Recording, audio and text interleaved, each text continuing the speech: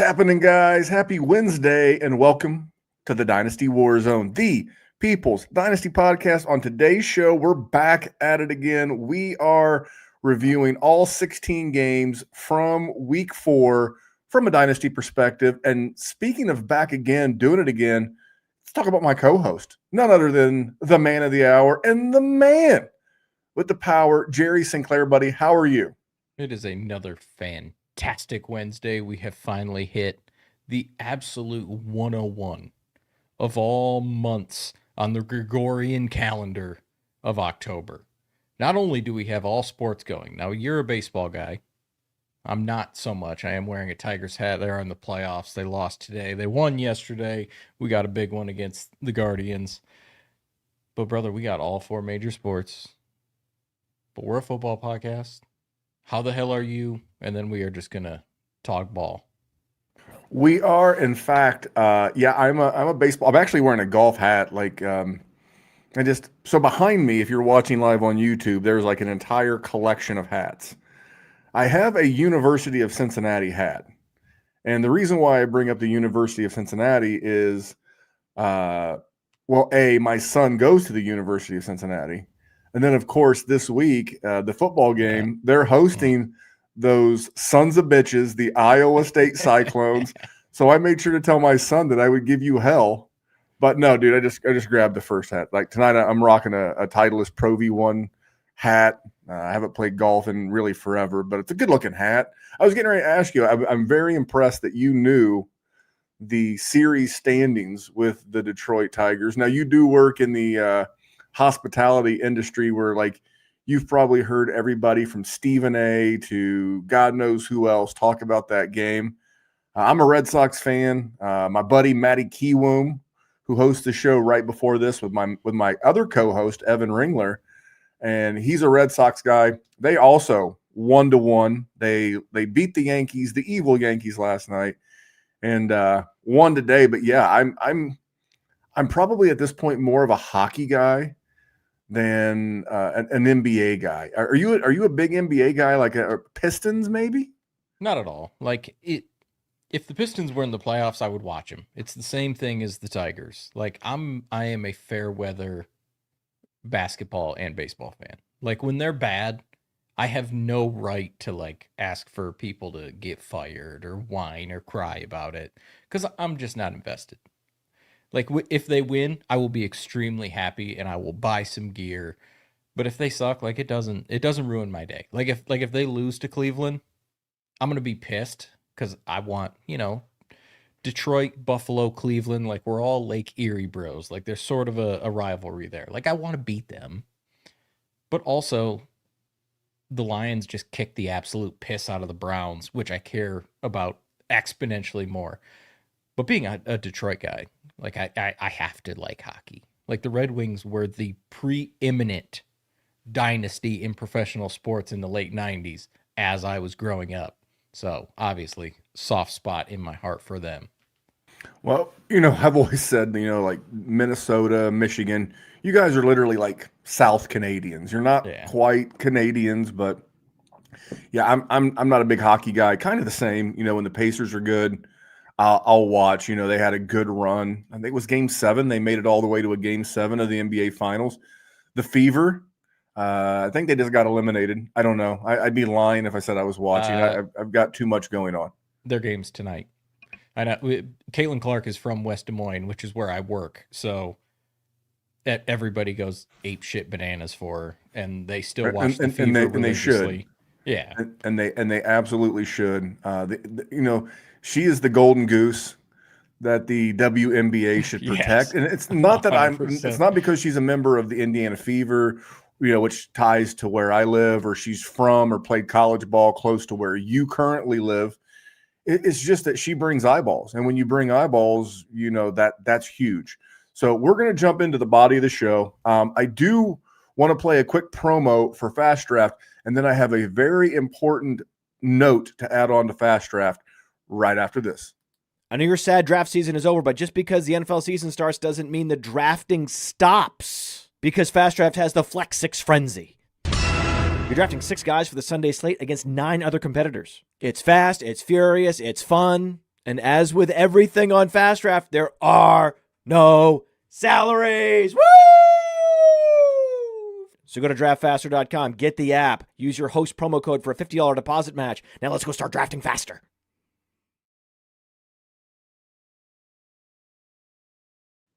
That is 100%. I love the Podfather. He is, and he does all those in one take, by the way. People may not understand that. He does all of those commercials in one take. But the reason, my important thing is that, Jerry, as someone who's played in many a poker tournament, I've played in a bunch of poker tournaments. I've played in billiards, pool tournaments before.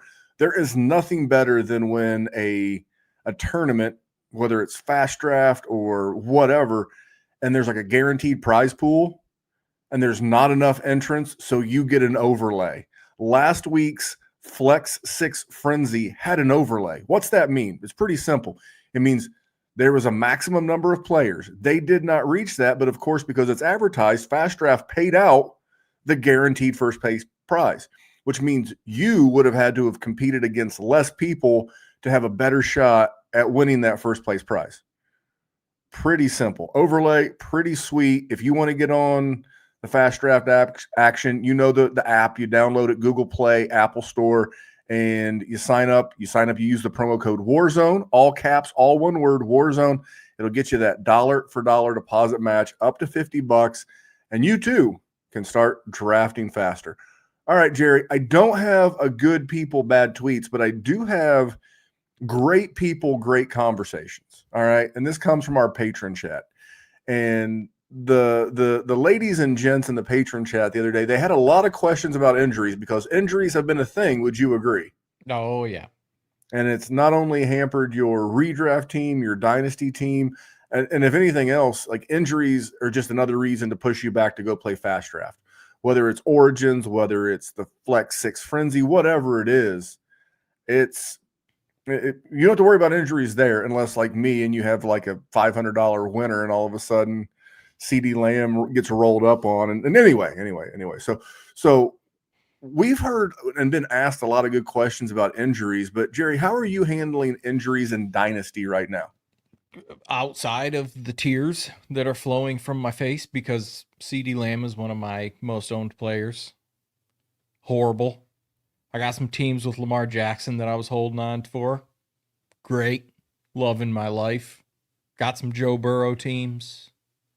Having a great time. And ready for this, Randy? We already hit bye weeks. And who's the other most owned player that I have? DK Metcalf. So I'm down DK Metcalf and CD Lamb in a whole hell of a lot of leagues. And that's just wonderful. Love this game. Enjoying my time. And this is why I love our patrons, because they're very common sense. You know, like some of the questions we've been asking in the group chat are like, how much of a haircut do I have to take on Malik Neighbors right now if I'm contending? You know, I was like, you're going to take a significant haircut. Yeah. And now is a great time, like from an injury standpoint, that if you see someone you like, you can go make some moves. I mean, there are plenty of moves you can make right now. Like if you have Malik Neighbors and you're contending, Jerry, I think it's going to sound crazy, but one of them was a Emeka Egbuka. Like, are you taking Egbuka straight up, or what can I ask for on top of Egbuka if I move Neighbors? And I'll tell you right now, if you're dealing with old Uncle Memphis, you're going to be lucky to get anything on top of Egbuka. The way he's playing, that dude's a rookie, and he is wide receiver 7 on the season. And how much different over the course of their career is Malik Neighbors going to outplay Egbuka from this point going forward? I mean, you're not wrong. And what is Malik Neighbors going to look like when he comes back, Randy? Is he going to be 100%? Well, I mean, a lot of guys tear ACLs. I mean, sure. I'm not worried about that. But, I mean, the good thing is he's very young in his career. He's got an exciting young quarterback. We're going to talk about Jackson Dart here in just a little bit. But to me, it's like I get chasing the upside, the absolute apex. But at the end of the day, Emeka Egbuka currently, now it's been 4 games. It's a very small sample as a professional, but he's averaging 17.7 PPR points a game. Over the course of next season and the rest of their career, who's going to have more points? Is it going to be significantly one guy or the other, or is it going to be pretty darn close? Pretty darn close. So if you can get a Buka and if you can get anything on top because you get the name value of Malik Neighbors, you're doing great. You are absolutely doing great because your feet will be held to the fire, and it's tough. So my thing is like I don't mind making deals for future picks. I don't mind making deals for hurt stars.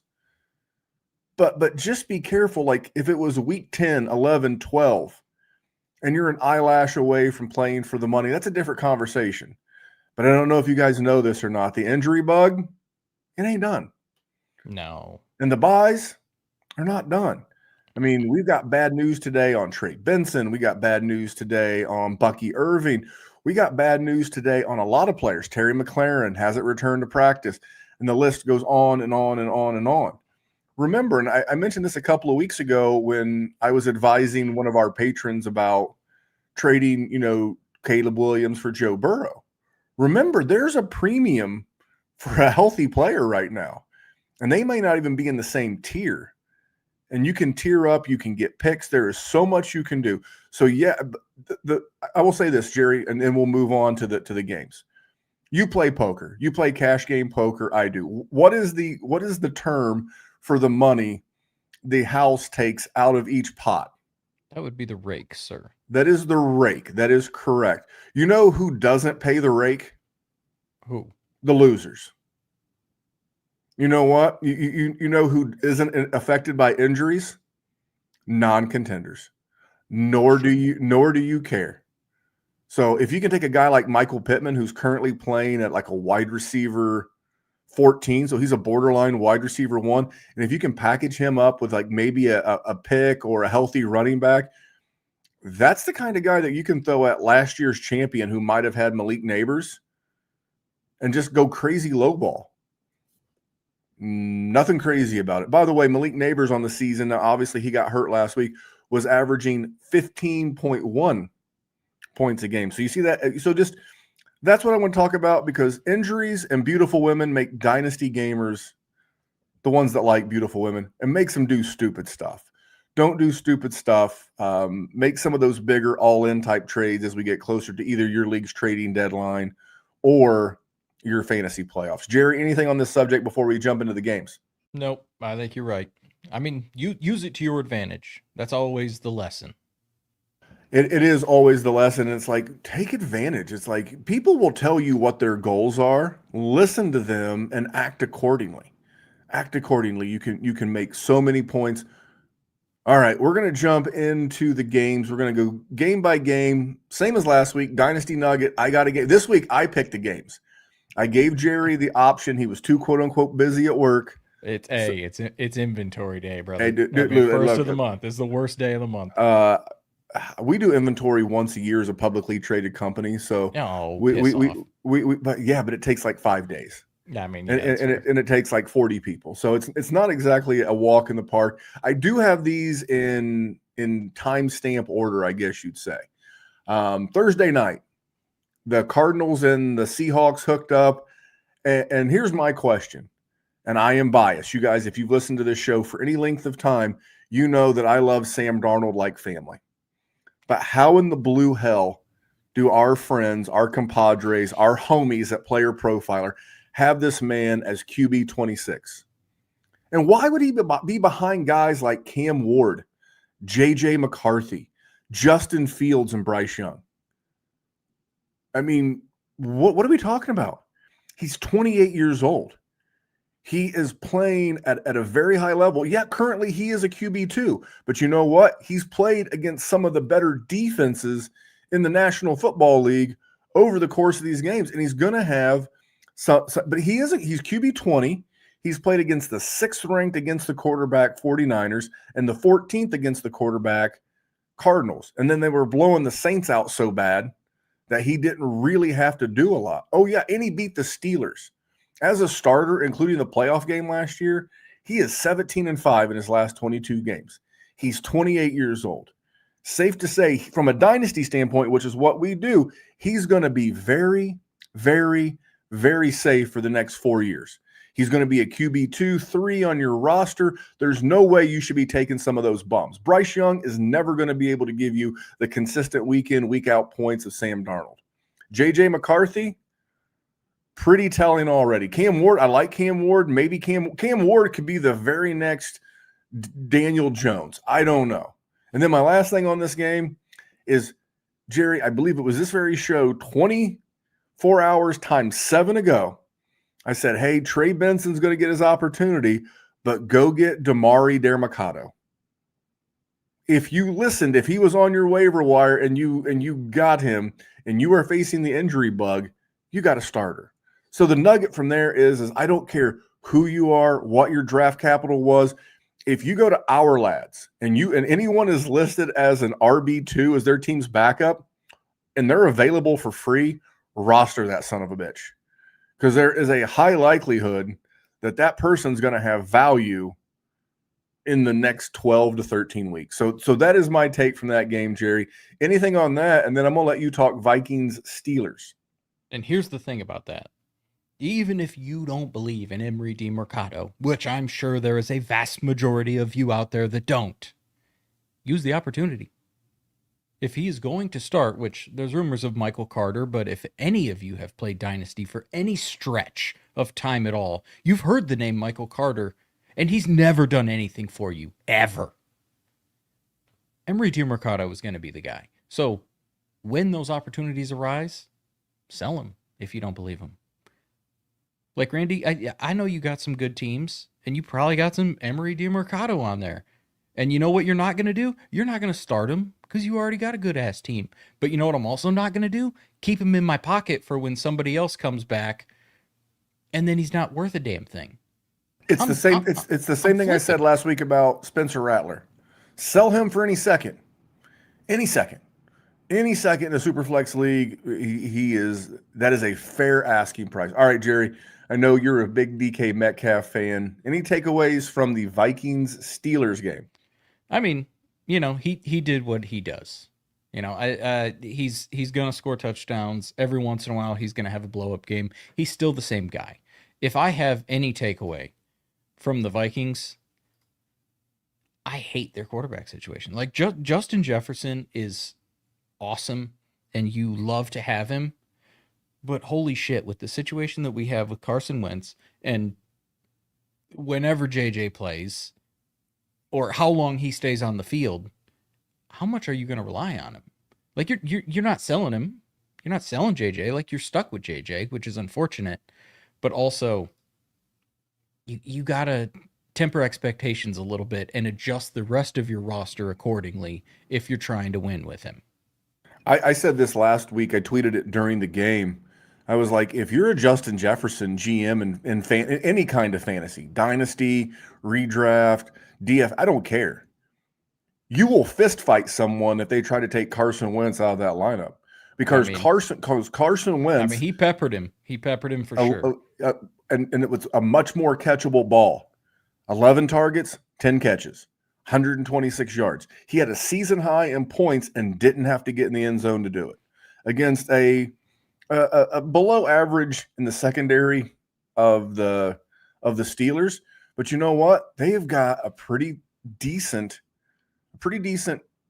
schedule for fantasy points coming up. And the one thing that's got to make you scared shitless if you have JJ McCarthy on your roster is Kevin O'Connell has already been non-committal about him returning to the starting role. If Carson Wentz had managed to have pulled that game out against the Steelers and then beat the Browns this coming week, it would have been a wrap. The veterans in that locker room, especially the pass catchers, Jordan Addison, Jay Jettis, TJ Hawkinson, there would have been a full-blown mutiny in that locker room. But speaking of rookie quarterbacks, because I guess JJ's not technically a rookie, although these are his first starts. Let's talk about the Chargers and the Giants. And my question is, like, I actually take notes, when I have my 8 games, and it's like, how badass of a start was that for Jackson Dart? Yep. And if you're not listening and you want lineup help and you want start sit advice, listen to Sleep Stream Stash, which streams live every Friday at 3:30 p.m. It's me, it's Evan Ringler, it's Johnny Tuma. And on that show, I was like, one of the questions was, would you start Dart? And I was like, yeah. I was like, if he gets 40 to 50 rushing yards in this game, I'll be 0% shocked. And what do you know? Not only did he get in, 50-ish, rushing yards, he also got the TD. The dude has got wheels. And don't let the stats fool you. It's going to be bumpy, all right? And I love the swagger. And sometimes you get the swagger and you wind up with a guy like Baker Mayfield. Just a guy who once I hated. I didn't hate him. I just hated him in Cleveland because I knew the Browns couldn't. I knew the Browns couldn't sustain it. I'm worried about Jackson Dart because another guy that had a lot of swag in Cleveland who didn't work out was Johnny Manziel. So I hope this kid doesn't do that. What makes me nervous is I remember what do the youngsters say? I'm old enough to remember when people were super hyped about rookie Daniel Jones, and then the weight of the New York Giants system and ineptitude crushed that man's very soul. I was stoked he finished as QB 12 for the week with just over 20 fantasy points and didn't really have to do a lot with his arm. I like the shovel pass. Solid start. But let's talk about Cam Scattaboo real quick. Is it Scattaboo or Scatabo? I don't know. I say Scatabo, but I'm gonna go with Scatabo as well. Sell that man for any 2026 or 2027 first. All right. He had 25 carries for 79 yards. And I get that the Chargers have a pretty good defense, but he was right back to 2 catches. And now he's got a quarterback out there vulturing touchdowns. And it's like, I get if you're contending and he's performing for you and you need him because you have injuries, fine. But to me, he's a cooler version of Chase Brown. And I like Scatabo. I like that dog in him. Everybody loves him. He headbutts people. It's awesome. But he's a guy. Chase Brown was a 5th-round pick. He was a 4th-round pick. He's a suboptimal athlete. And you know what? Tyron Tracy will come back. Tyron Tracy was their starter. Like I said, sell the hype. Because regardless, at some point, it's going to become a timeshare again. At some point, they're not involving him in the passing game. That 6 passes against the Chiefs was an outlier. And people, I promise you, there will be people who will entertain the conversation of giving you a 27 first for him. You need one more good game. I'm getting out of the Cam Scatabo business. And it's not that I don't like him. Like I said, if I had to pick one set of teammates right now that I'd want to party with as a youngster, it'd be Jackson Dart and Cam Scatabo. I mean, why wouldn't I? But I'm getting out. But this is the thing. What are the chances that he's a long-term asset to your dynasty team? That's what I'm saying. Not very long. No, exactly. The percentages that he is going to be a long-term asset is just minimal. I'm not saying you can't enjoy him, and I'm not saying that I hate Cam Scatabo either. But you're right. A suboptimal athlete in an offense that's, no offense, going to be bad. There's going to be weeks when Jackson Dart is ass. He is a rookie in the NFL, and they don't have pass catchers now. So and you're not ahead, so you don't get to rush the ball 25 times. Yeah, there's just not tons of opportunity. Now is the time. Even if you're a believer, what is the chance that Cam Scatabo increases in value? What does he have to do? He would have to continue doing what he's doing now for the remainder of the season without ever getting hurt. Ever. And he runs pretty violently, and he's running into giant superhuman beings. At some point, it's likely that he's going to be hurt, and then you have to deal with the offseason free agency and running back. You have to deal with the draft again. You have to deal with, I don't really like Tyron Tracy, but any other bodies. There's just so many opportunities. Let me cut you off, but I'm going to ask you a question. Do you ever think there's going to be a time where you would be able to get more than a 1st-round pick for Cam Scatabo? No. Then take it now. Then just take it now and move your ass on down the road. Pigs get fed, hogs get slaughtered. Get that future first for a guy you likely spent a late 2nd or a 3rd on. Multiply that draft value and just move on down the road. Again, if you're a contender and you maybe won the Do what league you or gotta finished, do. you do what you got to do. Yeah, you got to rock out. But if you're nowhere near contending or the injury bug has been heavy on you, go ahead and steer into selling him. Jerry, Commanders, Falcons. Okay. For one, Bijan Robinson, unbelievable. Michael Penix Best came running back back not named Jahmyr Gibbs in the league. Yeah, and it's close. Listen, your boy Michael Penix won a game where the team scored more than 7. Look at that. He finally broke it right as we busted that stat out. If I have a takeaway from this game, I don't want any Commanders. Like Jaden Daniels when he comes back, of course, but also trepidatious about him, to say the least. But like, do I want Bill? Oh, God, you could have gotten the second, and you should have gotten the second. Does anybody get excited about Chris Rodriguez? No, they do not. Debo did fine because he scored, but like that's what Debo does. That's what Debo's always been. At the end of the season, you look at his stats and you're like, that's great. But then when you own him, you're pissed off like 11 weeks out of the season. Terry McLaurin's hurt. Like that's, I'll give you a second just, right now for Terry. You taking it? Yeah, I mean, depending if my team's Because okay. I'll give you if my I'm 2-2 or better, yes, I'll take it. 2 or better. Wouldn't that mean you would want to keep him, or you would pay it at? Yeah. I thought we were saying yeah. I mean, I'm telling you right now, the Terry having the quad issue. I'm with you on not wanting a lot of Commanders. I think it's bad, and I also am worried. I was looking at Jaden Daniels' stats in the first 2 games. The most he threw for was 233 yards. And that's with Debo and that with Terry was healthy both of those games. I will say this about Terry. The muscle injury is not surprising. Very common in guys who hold out. But if you're looking for a pro who will get his rehab in and might be able to help you down the stretch or as these buys kick in, if you can get Terry McLaurin for a second, he just signed a big extension. He's going to be there a couple of years. 100%. It feels bad now, but especially if you're contending, don't feel like you're hurting yourself by paying a second for Terry. I don't want to step on your take, but I want to help. Nope, you're good. Also, Kyle Pitts isn't dead. Not setting the world on fire, but he's relevant. And you know what? For a vast majority of people, that's good enough. He has had, and this is a tight end premium format, he has had multiple games where he has, broke double digits. That is a good thing. He's on bye this week. He got in the end zone, but he's getting a reception, so I don't have a problem with it. He's gotten 20 catches a game. 20 catches on the season. You know who else has got 20 catches on the season? Roma Dunze. More on that later. All right, I got the Buccaneers and the Eagles.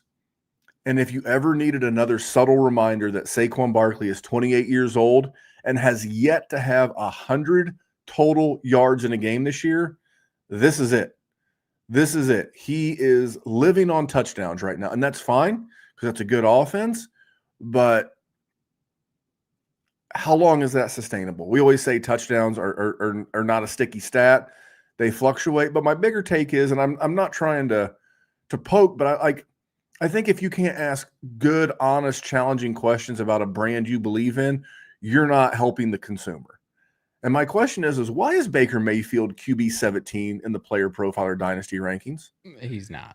I mean, I get that he's 30, but is it fair to say that Baker could give you 4 more good years as a dynasty starter? I would think so. So would you rather have the next 4 years of Baker Mayfield or the guys they have ranked ahead of him and Cam Ward? You want 4 more years of Cam or Baker? Baker. Trevor Lawrence or Baker? I mean, I like both of them, but it's Baker. He's the fucking QB7 on the season. Kyler Murray. Baker. Michael Penix. I definitely want Baker. Brock Purdy. Baker. CJ Stroud. Baker. So if there's anything that you can take away from this, go get a guy who's valued as a mid QB2 who is going to perform. He is currently, last year, he was a top 5 QB in fantasy scoring. He's currently the QB7. He'll get Mike Evans back. He's got Emeka Ibuka. He's getting Chris Godwin up to speed. They still have Cade Otton. Rashad White's still there. You might get a Sean Tucker sighting. They're going to get Tristan Wirfs back up and healthy. I think he played last week. He's on the road. Baker is going to be a solid dynasty asset for the next 4 years, and he is not valued like that. And if he's not valued like that in rankings, he's not valued like that in trade calculators. So go out and get him. And you know what? I don't think there's a funner guy to root for now than Baker Mayfield. He's been kicked around. He's been, left out for dead. And I bought that stock super low. And some of my best teams right now are rocking Baker Mayfield. Big Baker Mayfield guy over here. Here's the thing. The problem is his age, which is why he's so low. Because everybody in this game cares so much about players' ages when the contract is exponentially more important. Baker Mayfield, locked in, going to be a good offense, going to have good historical pass data. Catchers.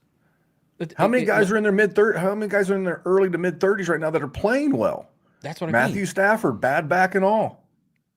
The contract is so much more important, right? Like, yes, Cam Ward is 23 or however the hell old Cam Ward is. Who knows what what if he's Anthony Richardson, Randy? Like, he was exactly what Anthony Richardson was a few years ago. Listen, you ain't got to sell me, brother. You ain't got to sell me. You can take the guys that might be able to score fantasy points one day, or the guys who are actually scoring fantasy points today. And it's not like a Matthew Stafford or an Aaron Rodgers type situation where I think Stafford's done at the end of this year one way or the other. And, I think Aaron Rodgers pretty much done so who cares? I mean, if Baker plays, I'm just saying Baker's 30, and if he plays, I'm having him play well to 34. Forget if he can make it to 37, 36. That's 6 years. Your dynasty league, which is an eternity. That's your dynasty league has game. Your dynasty league has a much more likelihood of not being around in 6 years than Baker Mayfield does and performing well. Write that shit down. All right, Jerry, you got them Texans and Titans. Maybe you got a Cam Ward take. I don't. Listen, if you took Cam Ward early, like, you're not done with him. You're just leaving him. He's going on layaway for all those 90s babies. You're throwing him away, and you're just throwing nickels and dimes at him until eventually he's worth a damn thing. Other than that, Tony Pollard sucks. Tony Pollard has always sucked. Pass catchers are bad, but also Cam Ward's been bad. CJ Stroud had a nice game, but if we're going to talk about anything from this game, the emergence of Woody Marks, the second Messiah that has emerged. Jerry, real quick, was there a podcast back in May who said, go get Woody Marks? Was that same podcast? Were they not deterred by the signing of Nick Chubb? If there was, can you name that podcast? And then please continue. The Dynasty WarZone, my friend. You know how much Woody Marks I got? And we did that show with Jamie. Yeah, we did the show with Jamie. Yeah. And guess who your most owned running back was? Mine. Woody Marks. Yeah, of course. Yeah, so that's working out well for you. Listen, here's the thing. We don't know when Joe Mixon's going to come back. We just got another notification that said we don't know when Joe Mixon's going to come back. Nick Chubb, love you, buddy. I appreciate all of the previous money that you won me. But we're talking about numerous knee injuries. We're talking about being old at the running back position, and Woody Marks is being effective. He's not setting the world on fire quite yet, but he's going to get the opportunity. You got him for a third-round pick. Hell yes. And this is another situation. I am a person that likes Woody Marks. But if you are a person that doesn't, and you have Woody Marks, use the opportunity to sell the shit out of him. There's nothing that suggests you couldn't take Woody Marks and a second-round pick and try and get a 2026 first. Like, it's a little bit of a stretch, and it might sound crazy off the top of your head, but I bet there's somebody in your league that is falling in love with a young rookie running back who has already been productive. Let me say this. Let me just say, throw out the touchdowns. All right? Throw out everything about Woody Marks. Let me ask you a question. Shoot. Is it a fair statement to say that prior to last week, and again, the Titans got lit up by the Colts too, but is it fair to say that in games 1 through 3, the Texans offense had been hot, moist garbage? Correct. And then all of a sudden you put up a season high in points The offense looked better. What was different, Jerry? Was Nico Collins back? No, because Nico Collins has been there the whole time. Yep. Were the 2 rookie wide receivers back? No, they've been there. Did the offensive line get better?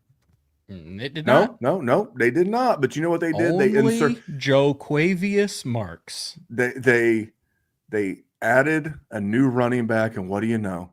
You got a spark. Now again, opponent, the Titans. The Titans were 29 against the running back position. Guess what? They play the Ravens this week. They are 32nd, and they just lost Roquan Smith for the next few weeks. Going to be a big Woody week. Can't beat a good Woody. We're gonna. Clip that. You know what we need is a Blue Chew sponsor. If you know, you know. All right, I got Saints Bills.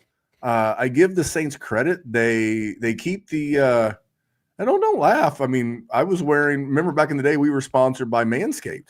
That's true. You know, I have no problem selling that thing. Great I do too. I think runs like a top. We don't have a promo code anymore, but yeah, that was a hell of a product. I have no problem selling products related to my man bits. Anyway, Saints Bills. I know people like Chris Olave. I like Chris Olave, but is there? And I'm going to offend some people, so be prepared. I like the idea of Chris Olave, but people prepare to be offended. You know, it's like when they say, "With all due respect."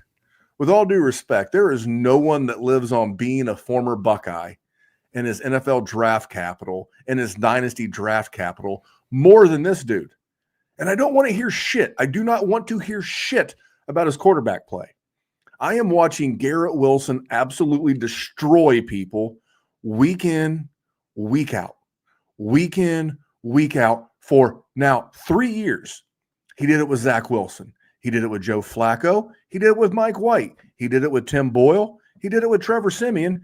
He did it with Aaron Rodgers for 4 plays. He did it for Tyrod Taylor, and he's doing it now with Justin Fields. I don't want to hear it. I don't want to hear any more of the excuses. How in the and guys, listen, we don't normally cuss this much. At least I don't. Jerry does. But how in the absolute fuck can you be in the top 5 in targets and catches in the NFL and be wide receiver 28 on the season? How can you be in the top 5 in the 2 most important categories for a wide receiver and be a wide receiver 3? Wild. It is a crazy stat. This is not on Spencer Rattler. This is not on Derek Carr. This is not on concussions. This is on this guy, the fact that he's living on reputation. Get this bum off your team. Go get a first-round pick for him because you know what? Someone's just lost Tyreek Hill, and they're going to be desperate. No one lives on reputation more than this guy. I'm over it. There's not a volume issue. It's not a talent issue. It's a dude issue. T. Higgins has an argument for the best PR. We'll get there. But Chris Olave is on a different level. You like that one. I don't know how this worked out, but 2 weeks in a row, you're getting the Lions. Now, you probably don't need to talk about the Lions. They're really good. You might want to talk about the Browns, and you might want to rub it in my face that Quinshon Judkins continues to impress. He does look good. I mean, not like the most effective. I mean, he had 20 some carries and like 80 yards, but still good enough. Got into the end zone again. He has continuously done that. He had a couple catches. He looks like he's the guy. If you spend a first round pick on him, you are happy. There's a lot of guys you could have taken and you would not be so happy, but I'm not going to do, I'm not going to spit in your face quite yet, Randy, because your guy did good too. We're going to talk about that a little bit later, but are we going to talk about Dylan Gabriel? I mean, he's getting a shot. He's getting a shot, but I mean, Isaiah Bond showed up, but like if you have, I believe Jerry Jeudy's hurt, and he's Jerry Jeudy. I mean, and listen, if Jameis was there, oh my God, I will sell my soul for Jerry Jeudy, but he's not. And do I think Dylan Gabriel is going to come in and just unlock the Cleveland Browns offense and it's going to be a total 180? Hell no. Like, I liked Dylan Gabriel more than I liked Shedeur Sanders. And I said that I thought he would get the crack, and he's getting the crack, but goodness, I'm not excited about it. The shares I do have of Dylan Gabriel, that boy's gone. I hope he throws 2 touchdowns, or I hope he runs it in, and as somebody gets excited so I can flip him, because I am absolutely not confident that man is the starting quarterback for them. They will draft one for sure. And the schedule is favorable. You'll know by their week 9 bye if this guy can play.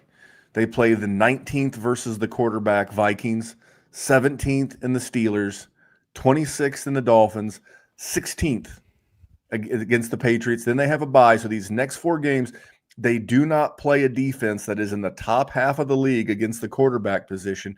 You will know very, very quickly if he's the guy. You're still going to see Shedeur Sanders this year. And Randy, you're going to see Shedeur Sanders before the bye. I Because don't. Dylan Gabriel, that offense if is he going to does- get. I would say he'd have to get hurt. They're gonna give Gabriel enough run because what they Right. don't want to do is they don't want to go in. Maybe you're right. Maybe they don't want to go into the bye after Dylan Gabriel shits the bed, and they have to start because the Shedeur chance coming. People just saw what Jackson Dart did, and the Cleveland Browns fans are going to be like Sanders, Sanders, Sanders. So yeah, I'm with you. Like I just think he's going to end up. I just think Dylan Gabriel is in such a poor situation with the Browns as a whole that he's going to struggle. And when he struggles, they're going to lose, and the noise for Shedeur is going to happen. And Shedeur is going to get the shot, and you know what Shedeur is going to do? The exact same thing.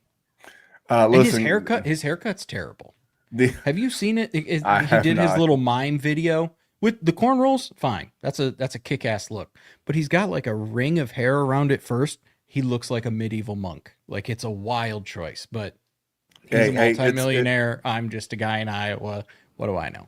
Yeah, it's a vibe. And if you are curious about where I always get these, or you want to see the player profiler rankings, that would be part of Dynasty Deluxe. If you play in Dynasty, you need Dynasty Deluxe, our premium package for Dynasty Leaguers. We rank over 300 players, updated every week, all year long. And there's a win now mode and a rebuild mode with Superflex and tight end premium controls. And a Dynasty League sync where you can say, sync down all of my sleeper teams, all my FFPC teams. And then you can browse around your leagues for who has needs. And then you can use our trade finder to see what kinds of trades are happening in leagues that are similar to the one I want to do. Then you can analyze trades using our trade analyzer, which balances the lifetime value, which includes pick values out to like 2028. All of that plus the rookie guide, $25 value is included. So if you're just in one Dynasty League, Dynasty Deluxe is well worth it. And use your host's promo code, and you can bump up to all in and get $25 off. The old Podfather. All right. I mentioned the Patriots and their defense just a minute ago. Let's talk Patriots and Panthers. And my nugget is Drake May is that dude. Currently QB5 in the player profiler dynasty rankings, and I think that seems fair. Now, I personally have him as QB4 right now behind the big 3 of Daniels, Allen, and Lamar. But I could easily see him leapfrogging Daniels and Lamar. Lamar injured, not a big injury. He'll be back pretty quickly, but he's 28. And Daniels, I don't want to be a dick. It's been 2 games. I don't want to say he's regress. I mean, I can't help myself. It's just it's an old habit like breathing. But Jaden Daniels does not look the same. And unlike that, Drake May is progressing. He looks better each and every week. And if you look at his fantasy scores, 17, 28, 21, 25. Very consistent. You don't have the 40 and the 13 and the 30 and the 18. He's very consistent week in, week out, and he just continues to get it done. He's chipping in with his legs, whether it's touchdowns or yards. And he's doing it with literally a hurt Stephon Diggs, a guy that I love in Hunter Henry, and, Kayshon Boutte. The future wide receiver 1 of this team is not on this team. And this is a guy who's ascending. I have no problem if, like, you're not contending and you want to go move a Jalen Hurts to go try to get Drake May. I'm in. Easy in. Because I don't think you're going to get him any cheaper. He's 23. The weapons will get better. The offense will get better. I know Josh McDaniels is a real weird duck. But he's a hell of an offensive coordinator. I'm just going to say that. So give me all the Drake May in the top 5 of the dynasty QB position. Which I'm cool with. And listen, if he wants to keep throwing it to Hunter Henry, oh, praise be. Thank you, brother. I appreciate that. Jerry. Yeah, I know. I said go get Hunter Henry a couple weeks ago. You were right. No, you were right. I was wrong. I apologize. But I what do just you wanted got? to say, when you finish your take on Drake May, please give us Ravens Chiefs. Okay, I could do that. The other thing I just wanted to add is it looks like Tet McMillan he could play. Like he's never going to set the world on fire with Bryce Young, but Randy, it looks like I was a little bit wrong. I was trepidatious. I was a little skeptical. He's been fine. You know, he's not setting your world on fire, but he looks like a guy that can start. As far as the Ravens and the Chiefs, Randall, the Lamar news is dreadful because if you have Lamar, Lamar has been the anchor of your team for as long as you have had Lamar, and that sucks. And if I'm going to talk about the Chiefs, I think, please, I beg you, Rashee Rice, just set the world on fire. Because right now, there is no predicting the pass catchers in Kansas City. They're all, bleh. Like, they're all just so mid. They're good players, good NFL players. I'm selfish. I play Dynasty. I need points, and that's what I need. I need him to just be peppered, because right now, who are you excited about on the Kansas City Chiefs in regards to fantasy and dynasty? Like Patrick Mahomes had a great game, 4 touchdowns. You know, he's going to do that every once in a while. A lot of the times he's going to throw 2 with 180 yards. That's what he does. They're going to play to win. They're not going to play to score a shitload of points. But like, are you excited about Isaiah Pacheco? Hell no. Xavier Worthy? Not really. Travis Kelce's 174 years old. Has dust in his kneecaps. It just sucks. It does suck, and like you still have time to go get Rashee Rice. Like like if I could give Marvin Harrison and get Rashee Rice plus anything, I'm in. I am in. I'm telling you, Rashee Rice is going to get hit with so many balls in the face. You're going to think he is a porn star. I have Raiders Bears, and you know what? I'm going to take a victory on. I'm going to take a victory on Roma Dunze, even though when I've got to take an L on Roma Dunze. And dude, Roma Dunze, currently wide receiver 11 on Player Profiler's rankings, he deserves to be ahead of Brian Thomas Jr. in Dynasty rankings right now. And let me say, and I was wrong. I said he would be a bust. I said he wouldn't be a top 24 wide receiver this year. I'm wrong. I'm dead ass wrong. But you know where I was right? I said for him to be successful, he has to be the next Mike Evans. Guess what? He's the next Mike Evans. He's thriving in a playing style like Mike Evans. He only has one game on the season where he has over 100 yards receiving. And he's averaging 5 catches a game. Remember when I said Kyle Pitts has 20 catches in the game? And he's like tight end 8 or something? Roma Dunze is wide receiver 5, has 20 catches. Oh, but you know what? 25% of those are touchdowns. 5 touchdowns on the season. Whose game does that remind you of? Mike Evans. Big dude, maximizes the catches, makes the big catches, makes the touchdown catches. He is Mike Evans. And you know what? That's a compliment. Don't get butthurt. Getting called Mike Evans, who, again, he had the hamstring injury last year. He had it again this year. I mean, he's like 32, 33. Give the guy a fucking break. He's old. Not like old is in relation to the earth, but like old is in relation to the NFL. Give him a break. If you get a Mike Evans career arc out of Roma Dunze, again, Roma Dunze will be still scoring fantasy points long after most dynasty leagues break up. Dude's a stud. I love it. And then DJ Moore, a real trade candidate, because teams are going to need wide receivers. And if he were to get traded, it's not a ton of targets because DJ Moore hasn't been hyper targeted, but it does give some more reps. So that's my Bears and Raiders take. Jerry, anything on Rome? And then I'm gonna let you have the Colts this week. Colts Rams. Okay, that is very nice of you to do. Also, Ashton Genty. I mean, Rome's been a dude. Rome's gotten into the end zone a shitload. Ashton Genty, welcome to the party, buddy. Let's see what you can do, though. I need to see it consistently, but it was absolutely a wonderful sight to see. We have been slight haters of the man, but deservedly so. It's been ugly. We're going to find out this week because the Bears were 30th against the running back position. The Colts are 6th. Now they got lit That's- up last week against Kyron Williams, but then he's got games against the Titans and the Chiefs, who are both in the 20s against the running back position. You're gonna get a look. Okay. And now we're going to talk about the Colts and the Rams. And let me first say, this is not dynasty related in the least bit. A.D. Mitchell, you dope. God, what year is it? Have none of you ever watched any highlights of Deshaun Jackson?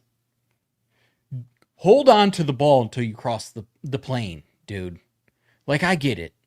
Like, if I was out there, which I'm not because I'm scrawny and I'm slow and I'm out of shape and I would have fallen before I even got the ball.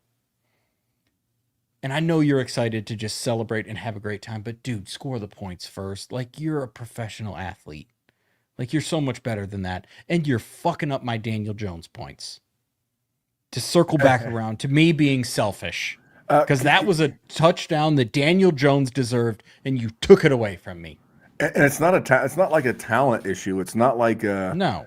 a draft capital issue. But to me, it's a maturity and a mindset thing.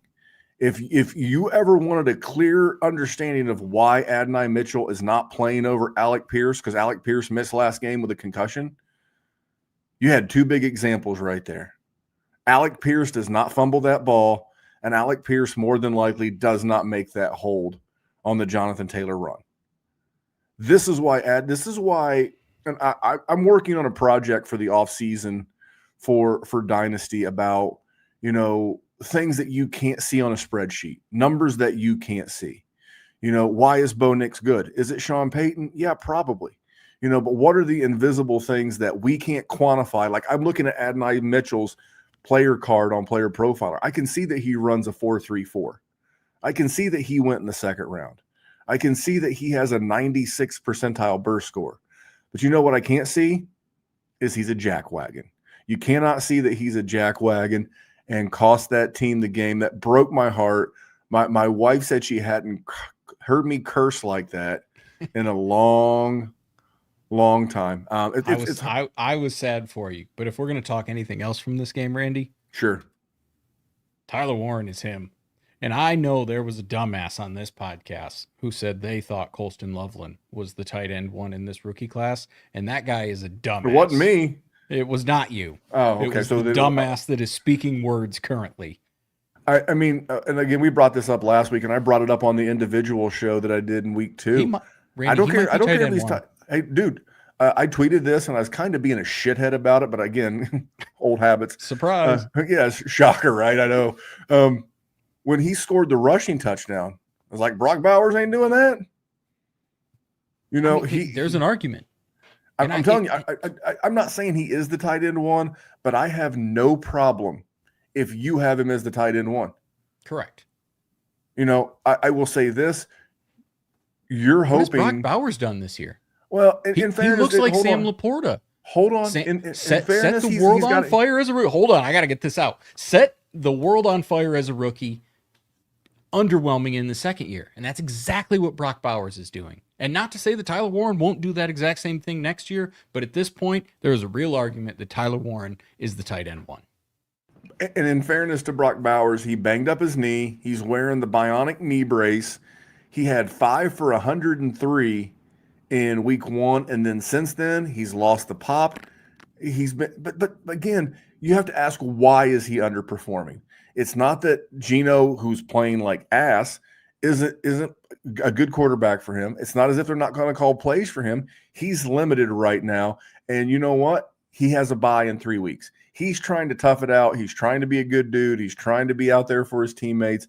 He gets the bye in week 8, and then we'll see what he brings down the back half. All right, we got 4 games left, and I'm going to hit the turbo button. Okay. Jaguars, 49ers. Gang, it's not getting any better for Brian Thomas Jr. It ain't. No. He's faced 3 of the top 12 against the wide receiver defenses to date, and he has 2 more of those in the next 2 weeks. There you go. Meanwhile, everyone continues to hate Travis Etienne, and he continues to play well, all while outscoring Saquon Barkley. I know it's cool to hate on Travis Etienne. I think there's a large possibility he re-signs in Jacksonville. Bashil Tootin is not a threat to this guy. I got news for you. For all the people who think, go look at the schedule for the Jacksonville Jaguars. Go look at the defenses they play against the wide receiver position. I promise you this ain't getting better. And Liam Cohen does not care about your fantasy team. He cares about winning games. And that team's 3-1. And they are a couple of Brian Thomas Jr. alligator-armed balls and a Diami Brown drop touchdown from being 4-0 right now. You may not like it. This is the offense. And if you can get out for even money what you acquired Brian Thomas Jr. for, now's a great time to do it, Jerry. Not mad at you. Travis Etienne's awesome.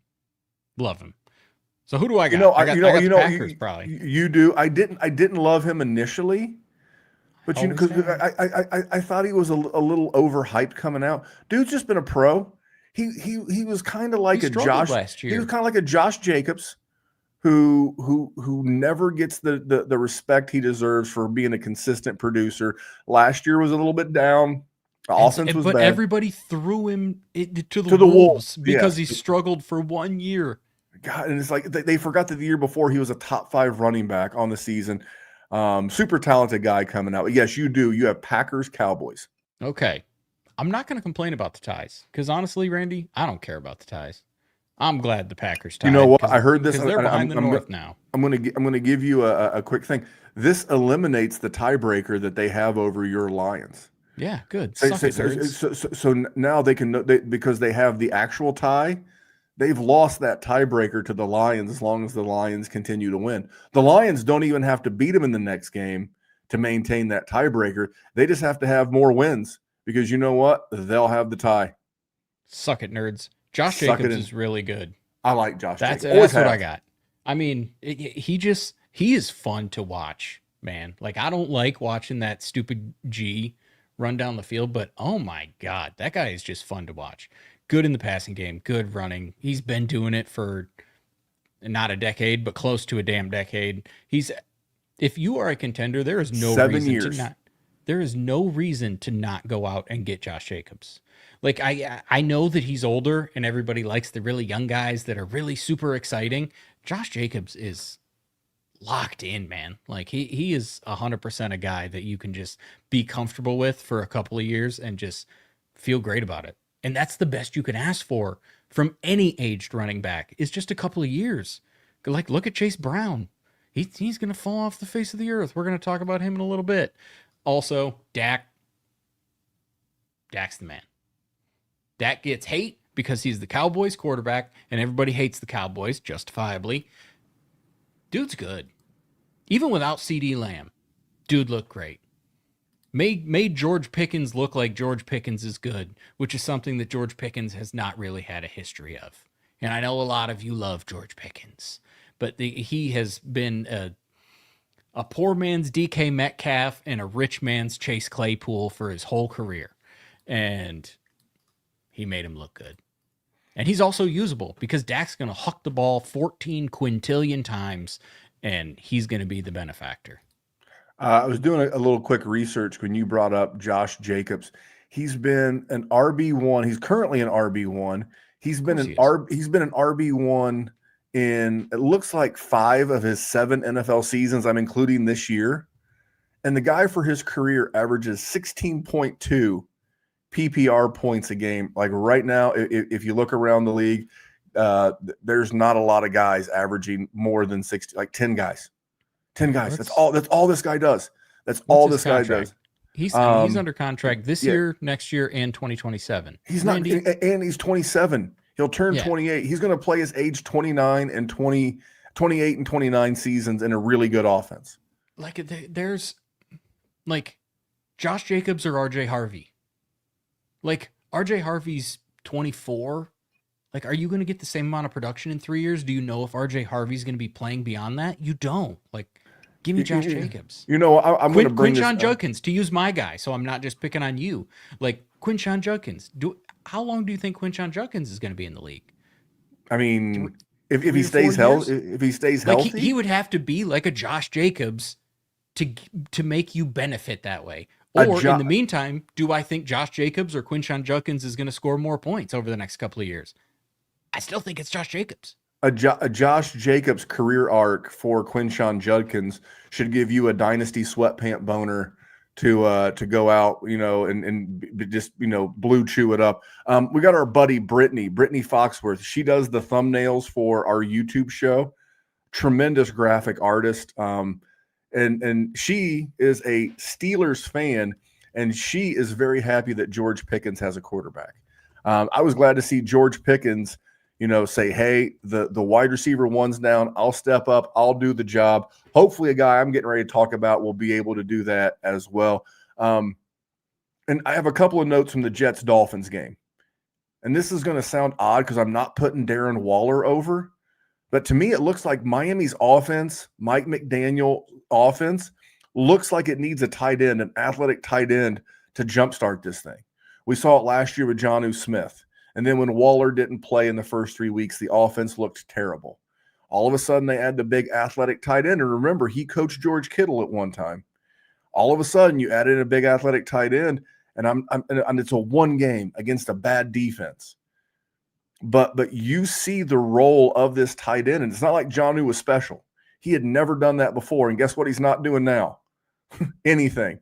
So this offense does it, and they were so efficient with the from Achane to just everybody. And Tyreek Hill was having his best game of the season up until he got hurt. And Jalen Waddle, now he's the man. And Ric Flair said it best. To be the man, you got to beat the man. And now he is the man. We talked all off season about what could he do if Tyreek Hill got traded, back to the Chiefs or whatever. Well, Tyreek Hill's not there for a different reason now, but this is his chance. If he does not do this in the next couple of games, he's not going to do it. And I see Michael is a recent add to the YouTube chat. We're gonna throw you a bonus Travion Henderson take here in just a minute. Jerry, what were your thoughts on this game? And then you get to wrap the show up with Broncos Bengals. I mean, the biggest thing that I have to take away, and this happens every time I watch them, I was so wrong on Devon Achane. Like, just stupidly wrong. And I deserve all of the hate that I could ever possibly get. And the other wild thing is I watched this game. I didn't have work, so I was watching it. Nicole was working at the hospital. We were good to go. Justin Fields looked so horrible.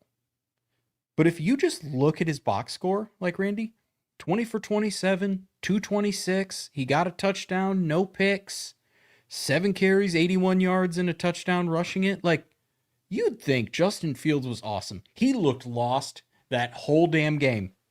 Now, he had the unbelievable scramble on 4th and 1 or whatever it was, and it was awesome.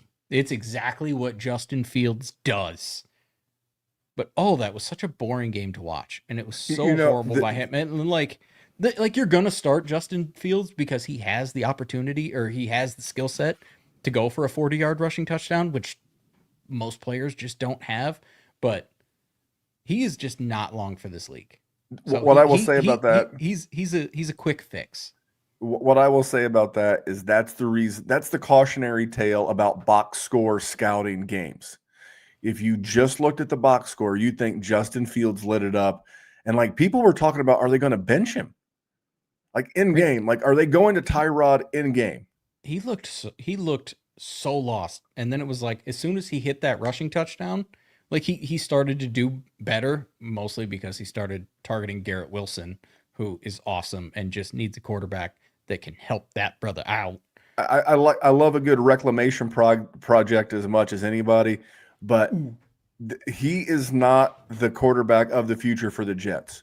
No. Whether it's the kid from Alabama, the kid from Oregon, South Carolina, I know that Clemson has one, LSU has one. There's going to be I don't know that any of them are going to be any goddamn good. We'll find out. We're going to find out very soon. Jerry, last game, Bengals. Real quick, sorry. Yeah, as long as Justin Fields is the quarterback, Mason Taylor is a dude. He continuously went to Mason Taylor, the rookie tight end, over and over and over again. Well, it's not surprising. Cole Kmet had a career year with Justin Fields, and what do you know? DJ Moore had a career year with Justin Fields, and we're shocked little- that Garrett Wilson's currently a top 7 wide receiver on the season. Everyone's like, "Oh my God, it's so bad for Garrett Wilson." No, it's not. Shut up, dummy. All right, Broncos, Bengals.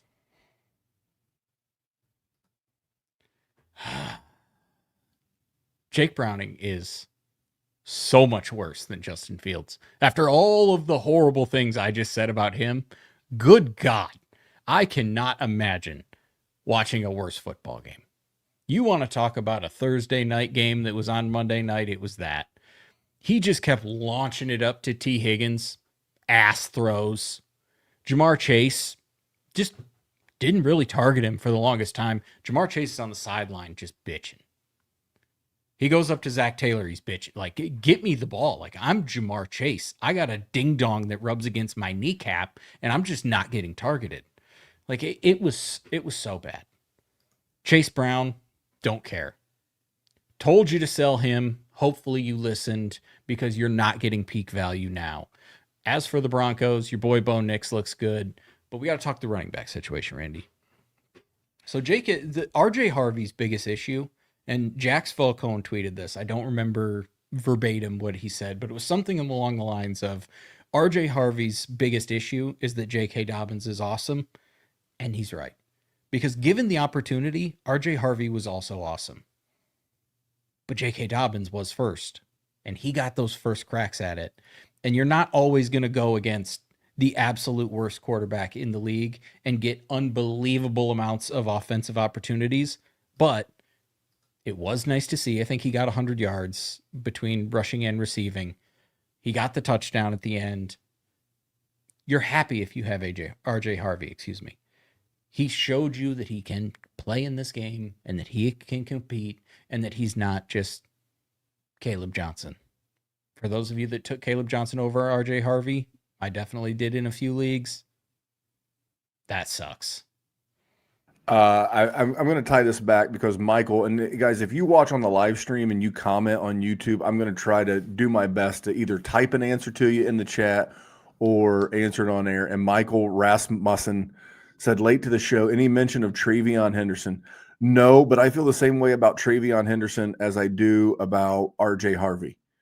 Not every rookie is on the – I mean, none of these rookies really started out hot out of the gate. Dude, Omarion Hampton, killing it. Ashton Genty coming off of his best game. RJ Harvey coming off of his best game. Travion Henderson, his day in the sun will shine. And I will tell you this, if you're worried about the Broncos, I heard this stat today about Sean Payton. His record for the month of September in his career, his illustrious career, his Super Bowl winning career is 30-30. He's 2-2. This is the offense. The Jeff Fisher of September. He is, and you know what? They've played some tough defenses too. The Colts defense has been surprisingly good. They played the Chargers. That's a really good defense. There are better days ahead for everybody. And yes, J.K. Dobbins will be, but you know what? Last week, J.K. Dobbins, 16 rush attempts. R.J. Harvey, 14 rush attempts. And he was more involved in the passing game. It's only a matter of time. It wasn't going to be like, just explode right out of the gate. And, I haven't had a chance to do a deep dive, but this is probably likely very similar to the start of the career of Alvin Kamara and Ingram. Michael Irvin, different cat, all together. But guys, we will continue this format, and I don't mind. I got to kind of keep Jerry on the rails because I am old and I have to edit this thing and get this up so that it becomes a podcast very quickly because we've got a great support staff here at Player Profiler. I mentioned my homie Brittany. She's in the YouTube chat right now. Our producer Nick, who does the Twitter and YouTube shorts and little 1-minute videos. But we got to get this to them. I could do this for hours. I love Jerry. He's like Ken at this point. I mean, we've been buddies. We're in year 8.5 of doing this. We're coming up on 9 years of doing this show. No one I'd rather hang out with than Jerry, but we got to get it flipped so that you guys get it on Thursday for the audio listeners so that we can do it. But you know what? I want to give you one little thing at the end of the show a little tip from Uncle Memphis. And this is, if you're looking for any more Dynasty or fantasy stuff, I'll see you next week. And God bless. But Jerry, I got a TV recommendation for you. Okay. All right. Now again, I'm old. I grew up with Randy likes stuff that blows up. Just for the record. See, well, that's where I was going. I grew up with like Rambo and Arnold, and then it transitioned to Bruce Willis and blowing up, skyscrapers and making Christmas movies out of Die Hard and all of the Lethal Weapons. So I like a good action movie, but I also like, stuff like Jason Bourne, The Bourne Identity, stuff like that. There was a show on Amazon Prime. You probably got it because you watched Thursday Night Football, right? It was called The Terminal List, and it starred Chris Pratt, famous of The Office, plays Star-Lord in Guardians of the Galaxy. He's probably an A-list actor at this point. Is that fair? That's close. Close. I mean, he's not Tom Cruise yet, but he's doing well. He's a feature guy. Well, he was the star of the first season, and it's based off of a book series by an author named Jack Carr. And well, obviously in the second season, they could not afford another season of Chris Pratt, right? I mean, even Amazon, at some point you get like a budget. Yeah. You get a budget. So do you know who Taylor Kitsch is? Was in the series Friday Night Lights. Okay. All right. Well, good. Jerry's going to Google him. Anyway, they did a second season. It's called The Terminal List, Dark Wolf. Oh, okay. Yeah, I know that guy. And it kind of starts off as a military action show, but then it becomes very much a CIA spy, political espionage thriller. But I like a good action sequence. So up your alley. And they have in the 7 episodes, they have 3 action sequences that I rewound and watched again and again, because they were that much fun. So if you're we're all looking for shows. I'll be honest. I've rewatched Sopranos probably half a dozen times. I've rewatched the show Justified, probably the same. I know Jerry's been a multiple time watcher of Breaking Bad and Game of Thrones. Yes, but if you're looking for something new, and you don't need to add a streaming service, right? You don't need to add anything. You don't need to pay another $14.99, $18.99, whatever that is, because you already got it because you're a football fan. And let's be honest, I saw a meme today that says, I want to live off the grid, but I also like getting my packages in 2 days. We all have Amazon. So if you're looking for a good series and that's your sort of thing, there you go, Jerry. That's a free television review. Yeah, that's fair. I mean, I haven't watched anything good. I watched Billionaire Bunker on Netflix. It's a Spanish show. And the best thing, you don't have to watch the first season to understand the second season. That's always nice. Because it's kind of a prequel. Because like in the second season, the Taylor Kitsch character is helping the Chris Pratt character. But this like predates the first season. So again, it's kind of a prequel. So you don't have to go back and watch all of the first season. You should, because it's pretty good too. But there you go. Just wanted to give you a little something extra. Jerry, let's do another one next week. What do you think? God, I can't wait, brother. Cannot wait. We have football. No, next week we won't have to do 16 games. Bye weeks are kicking in. I know so I can go on my rants. The Falcon, we're rambling at the end, but yeah, it's like, the people that have absolutely driven me batshit crazy on social media complaining about injuries will now be the same people who drive me batshit crazy about injuries and buys on social media. Sometimes you just can't win, but if you want to keep winning, keep hanging out with the Dynasty WarZone. I want to thank everybody for jumping in the chat. It's a Wednesday night. There's baseball on. There's playoff ball on. There's playoff women's basketball on. And you guys chose to hang out with us watching the Dynasty WarZone, talking Dynasty fantasy football. We appreciate you. Fast draft this weekend. You have the frenzy, and then you have the quick six. Those are both available. Use that promo code WarZone. Check out our Patreon, patreon.com/Dynasty WarZone. You want to hear more about that chat. You want instant reactions from Jerry and I to all of the injuries and things. You want your league not to fold in 7 years because we've had 0 fold and we have 20 leagues. Not only have we never had a league fold, but we continue to add new leagues each and every year. More on that, patreon.com/Dynasty WarZone. I'm going to go stay up late, do the old guy thing, and edit a show. But until next time, thanks for tuning in. See you next week. Hey, I want to thank you for being part of this broadcast. If you have any thoughts on it, leave a comment. If you enjoyed it, make sure you leave a like. And if you want to see more shows on the Player Profiler channel, subscribe to it. That's how we know you want more.